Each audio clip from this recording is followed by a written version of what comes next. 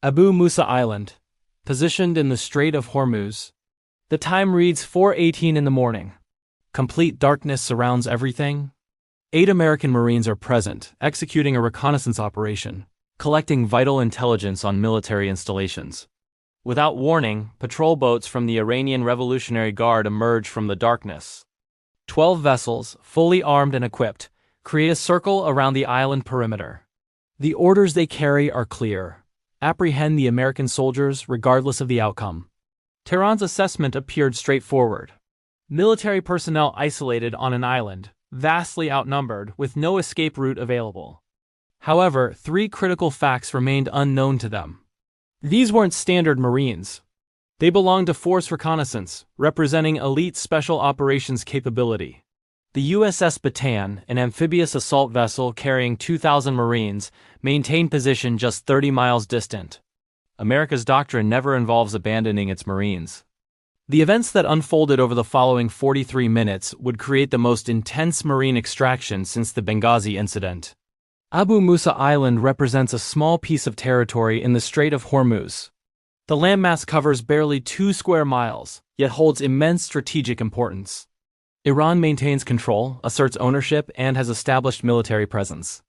This island occupies a position directly through the shipping channels. 20% of the world's oil supply moves past its coastline. For several months, American intelligence monitored Iranian military expansion, missile defense systems, radar installations, and fast attack vessels. Iran was converting Abu Musa into a military stronghold, creating a strategic weapon targeting international trade routes. On December 8 at midnight, 8 Force Reconnaissance Marines conducted insertion onto the island. Their assignment: capture photographs of Iranian installations, collect intelligence data, and complete extraction before sunrise. Silent entry protocol. No engagement anticipated. Complete the operation within 4 hours. Landing occurred at 12:45. Radio silence maintained throughout. Using night vision equipment, they moved through Iranian territory undetected. By 3:30, mission objectives were accomplished. All photographs taken, coordinates recorded, missile locations verified. Extraction scheduled for 4:30. Helicopter retrieval planned as standard procedure. At 4:18, the situation deteriorated rapidly. An Iranian security patrol detected their presence. 12 Revolutionary Guard vessels departed from the harbor facility.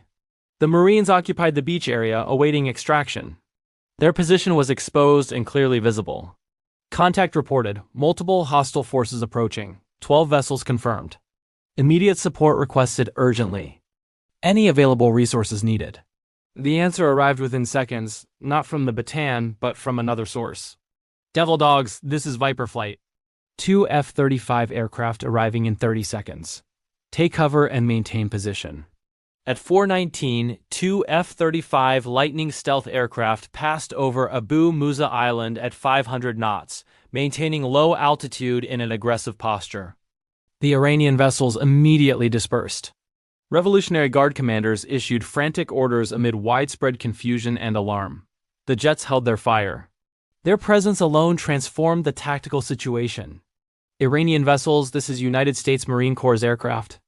You have entered weapons engagement range. Advise immediate course reversal. The boats reduced speed and changed direction, but failed to withdraw completely. They possessed information the Marines lacked. Additional forces were en route. At 4:21, 3 additional Iranian boats launched operations. Then 6 more vessels, then 12 more. Within minutes, 33 Iranian Revolutionary Guard boats had surrounded the island completely. This had evolved beyond a routine patrol. This represented an assault formation. Tehran had issued the directive: capture those Marines. But American forces were mobilizing simultaneously. USS Bataan, positioned 28 miles away, activated full combat readiness. 2,000 Marines, 50 helicopters, 20 amphibious assault vehicles began moving toward Abu Musa Island. At 4:23, 4 AH-1Z Viper attack helicopters departed from the Bataan, equipped with Hellfire missiles, rocket systems, and 20mm cannons. At 4:25, 2 V-22 Osprey artillery aircraft followed, transporting 40 Marines prepared for combat extraction operations. At 4:27, the initial Vipers reached Abu Musa. The 8 Marines on the beach observed as 4 American attack helicopters established position between their location and the Iranian vessels. Viper flight to Devil Dogs, you have full coverage, extraction aircraft inbound, 2 minutes out. The Iranians maintained their aggressive stance. At 4:29, an Iranian boat commander executed a critical decision. He directed his vessels to beach on the island. Iranian Revolutionary Guards entered shallow water, weapons raised, advancing toward the Marines. 60 Iranian soldiers on foot, moving forward 300 meters distant. Captain Webb's radio transmitted. Devil Dogs, you are authorized for defensive fire. Protect your position. The 8 reconnaissance Marines established defensive positions, rifles prepared, holding fire. 200 meters. 150 meters. At 100 meters, the Iranian commander issued a warning in English. Surrender now, final warning. Captain Webb's response transmitted on open frequency. Audible to all parties. Iranian boats, American helicopters, the Bataan, everyone monitoring. Marines don't surrender. Come and take us. For 5 seconds, complete stillness. Iranian forces halted, American Marines ready. Then the sound of rotor blades filled the air, massive and overwhelming. 2 V-22 Ospreys descended onto the beach, ramps deploying. 40 Marines emerging in full combat equipment, establishing security perimeter. The 8 reconnaissance Marines moved rapidly to the aircraft, protected by their fellow Marines. Iranian soldiers watched, weapons raised, but held fire because 4 Viper attack helicopters circled overhead, missiles locked, prepared for any hostile action. At 4:31, both Ospreys lifted off. Marines successfully extracted. Mission accomplished. The entire rescue operation, 13 minutes from initial contact to departure. 0 casualties sustained, 0 rounds fired. The message delivered was unmistakable. Within hours, Iran declared victory. State media reported, Revolutionary Guards successfully removed American infiltrators from Iranian territory. They broadcast footage of their boats and troops, claiming they forced the Marines to retreat. But the world witnessed different evidence. The Pentagon released video from the F-35s showing Iranian boats scattering. The rescue operation, Marines extracted while 60 Iranian troops could only observe helplessly. International media response proved devastating for Iran. Headlines read, Iran unable to capture 8 American Marines despite numerical superiority. Marines extracted while Iranian forces watched without capability to intervene. Tehran's embarrassment exposed. 60 soldiers versus 8 Marines. Marines prevailed.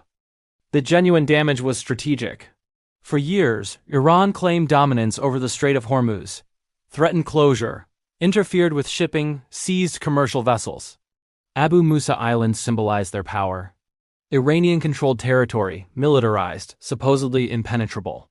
And America inserted Marines, conducted reconnaissance, and extracted them while Iranian forces observed.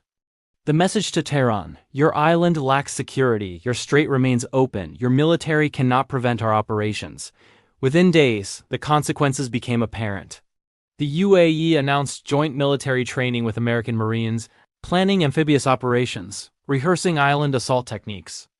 Even Qatar, typically cautious about provoking Iran, expanded cooperation with United States Central Command. Iran's regional neighbors observed these events. If America can extract 8 Marines surrounded by 60 Iranian troops, Iran's military strength doesn't match Tehran's assertions. The most significant reaction emerged from within Iran. Intelligence sources reported intense disputes within Revolutionary Guard leadership. Junior officers questioned why capture failed despite 8-to-1 numerical advantage. Senior commanders responded, because 4 American attack helicopters and 2 F-35s would have destroyed our entire force. That represents the reality Iran refuses to acknowledge. They possess the capability to attack, to attempt capture, but the consequences would have been catastrophic. 33 boats destroyed, 60 personnel killed, and for what purpose? 8 Marines who would be rescued anyway by 2,000 more arriving behind them. Why does Abu Musa Island hold significance? Because it exposes the fundamental weakness in Iran's approach. For decades, Tehran has employed asymmetric warfare tactics. Fast boats, swarm tactics, harassment operations, vessel seizures. This strategy succeeds against commercial shipping. Tankers cannot defend themselves. Crews surrender rather than face potential death. But against American military forces, such tactics prove suicidal. Those 8 Marines weren't defenseless sailors on a commercial tanker. They were Force Reconnaissance elite operators, each one equivalent to 10 regular infantry soldiers. And they operated with support. The F-35s arriving within 30 seconds had monitored the entire mission, invisible in the darkness, observing, prepared. The attack helicopters on standby alert, engines running, pilots ready.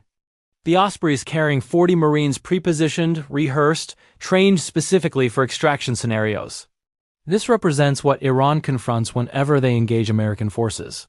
Not merely the personnel they observe, but the comprehensive network supporting them, satellites, unmanned aircraft, fixed-wing aircraft, naval vessels, Marines, an entire military infrastructure that responds within minutes to protect every single American service member. Iran lacks this capability. Revolutionary Guards function independently. No integrated command structure, no rapid response capability. Those 60 soldiers on Abu Musa watched 8 Marines escape because they had no air support, no reinforcements, no contingency plan. This explains why Iran seizes civilian tankers but avoids American warships. Why they harass commercial vessels but withdraw when Navy destroyers appear. They cannot prevail in direct confrontation, so they avoid engagement. Abu Musa proved something additional. America can conduct operations anywhere, even within Iranian-controlled territory.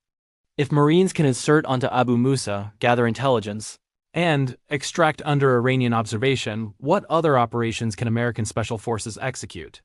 This represents psychological operations. Iran intended to demonstrate control of the strait. Instead, they demonstrated inability. That proves more damaging than any military defeat. 4:80 in the morning, Abu Musa Island. 8 Marines surrounded by 60 Iranian soldiers. 4:31, 13 minutes later, 8 Marines extracted. 0 casualties, 0 shots fired. Mission complete. Today, those Marines continue operations throughout the Middle East. Captain Marcus Webb received the Bronze Star for exceptional leadership under pressure. The Iranian Revolutionary Guard still control Abu Musa Island, still maintain military presence, still threaten shipping operations. But they learned a crucial lesson that morning: surrounding American Marines doesn't equal capturing them. Outnumbering American forces doesn't equal defeating them. Because Marines never operate alone. They fight with F-35s providing air cover. Attack helicopters on immediate call. 2,000 brothers 30 miles away, prepared to assault any position to bring them home. This is the Strait of Hormuz. This is Abu Musa Island. This demonstrates what occurs when Iran attempts to capture American Marines. 60 Iranian soldiers, 8 American Marines, 13 minutes of complete humiliation. Iran claimed victory. The world witnessed defeat. Because numerical superiority holds no value when confronting the United States Marine Corps. Semper Fidelis. Always faithful. Always rescued. Never abandoned.